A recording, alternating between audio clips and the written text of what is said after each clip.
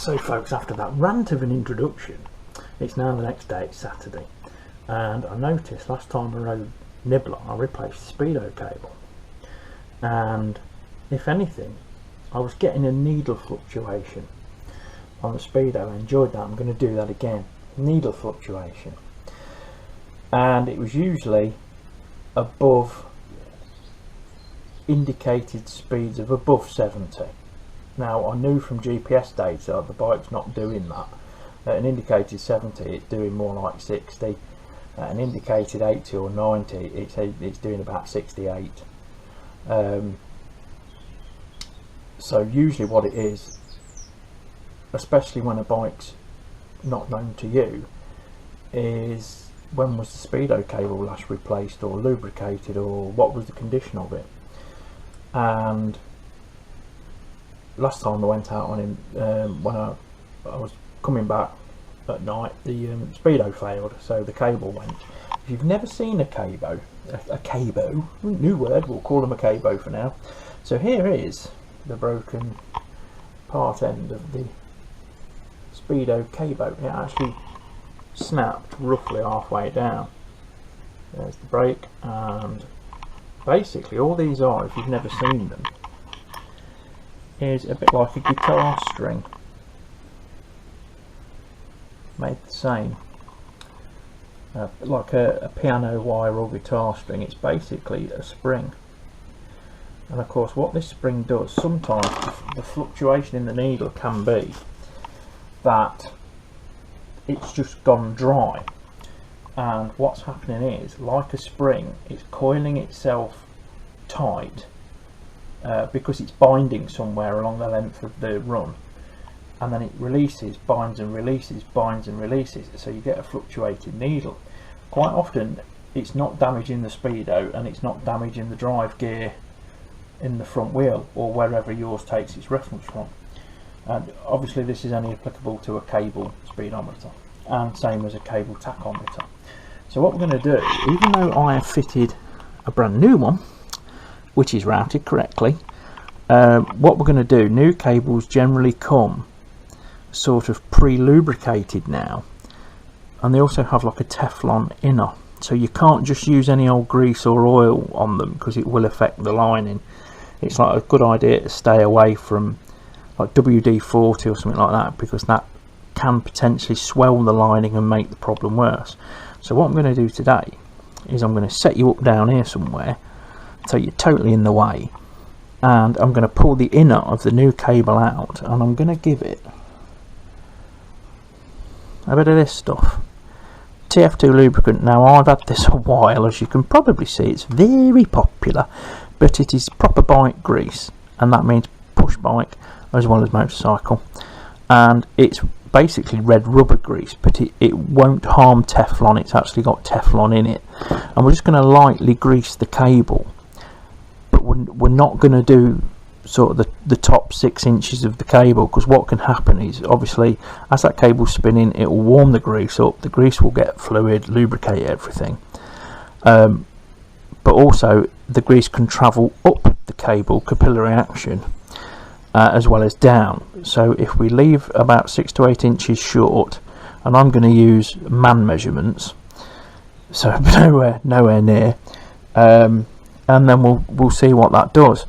If the speedo continues to fluctuate, what I'm going to have a look at is, this is the speedo drive here, and usually what you've got is 2 metal tangs that stick out of it that go into the wheel, and you get your drive from that. Sometimes what can happen, if you haven't got those tangs perfectly aligned when you reassemble the wheel, put the wheel back on, they can flatten out slightly and not engage properly, so that's another option.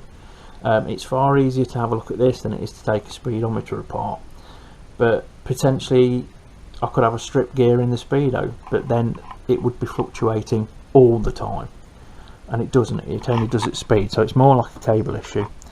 So we'll crack on.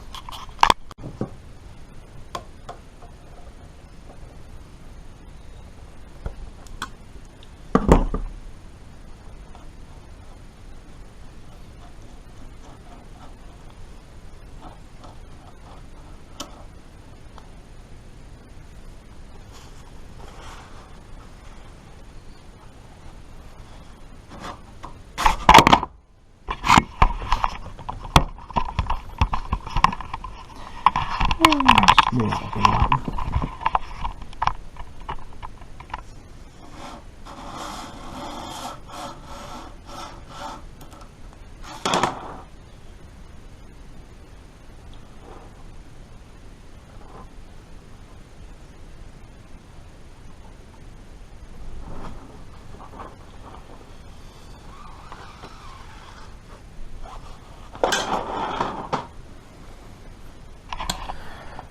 So I've just wiped the inner cable, and to be honest, the minimal lube. I mean, this is a dirty tissue anyway, but there's absolutely minimal lube in it. So what we're going to do, the housing will be clean.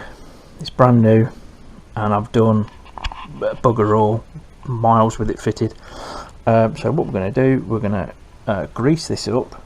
Like I say, we're going to miss the top sort of 8 inches, and then we'll stick it back in again.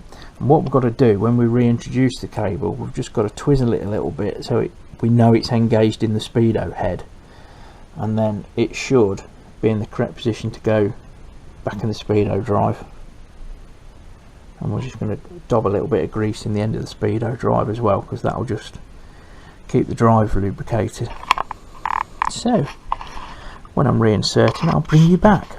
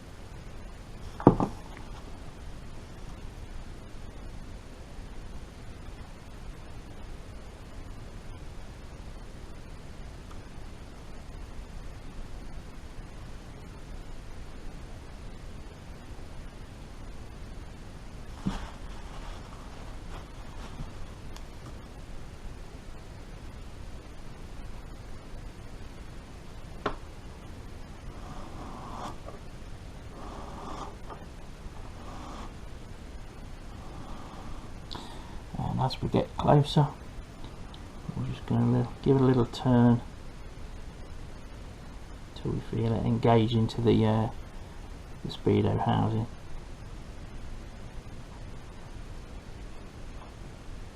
Yeah, I can hear it turn the gear. It's got to go a little bit more. There we go. So there it is. That's fully seated. I don't know how much of that you can see because the screen's gone off, but that's fully seated. That's about how much you should have left. And then what we're going to do is put a little dob in there, so just wrap the end, keep the crap out.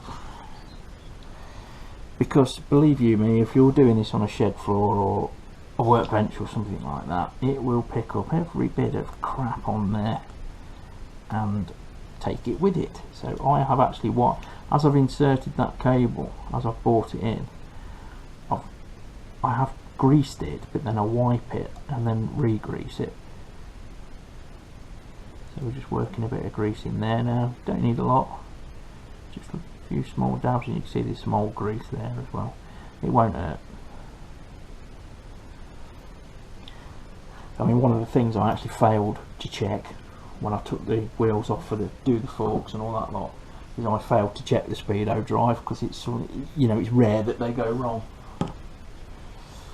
But there's obviously an issue relating to it. So now get the cable up off the floor, and that should re-engage. There we go.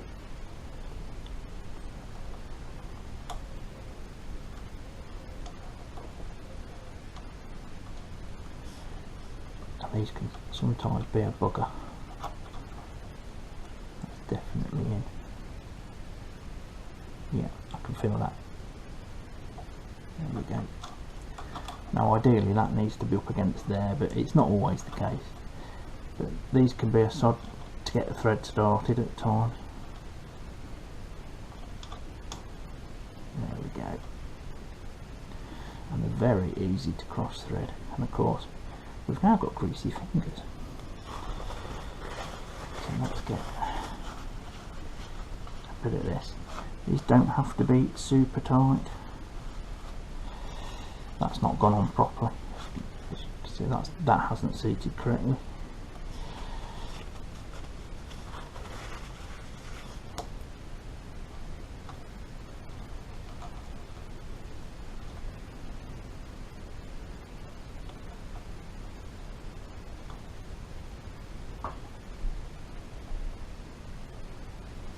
Lovely. Right, sometimes it's an idea just to rock the bike back and forth, so I'm just moving out of the way, just so we turn the cable basically.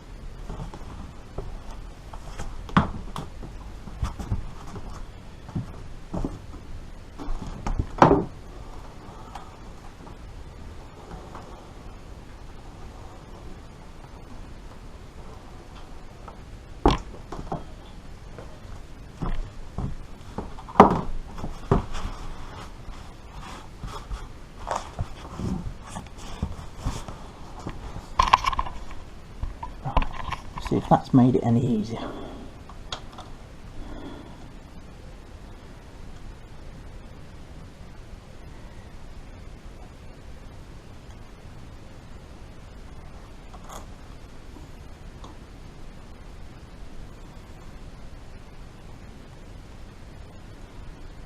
That's gone on a bit better,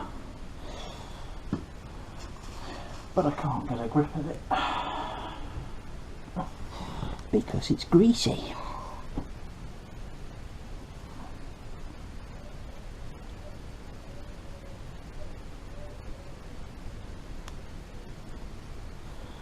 I mean, these ferrules aren't the best anyway.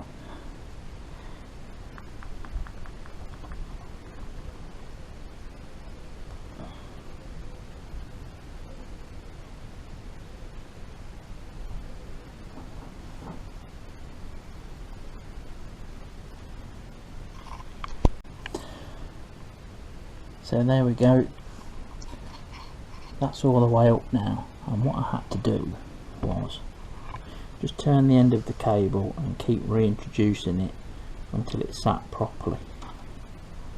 And we should now, if we can get this straight, yeah, there we go, that's going on super easy now. There we go. I always give it a little nip with pliers. Just a tiny one. Okay, not even an eighth of a turn. And that's the cable lubed. So a bit later on I shall go out for a ride and we'll check it out. And you'll come along with me, you lucky people.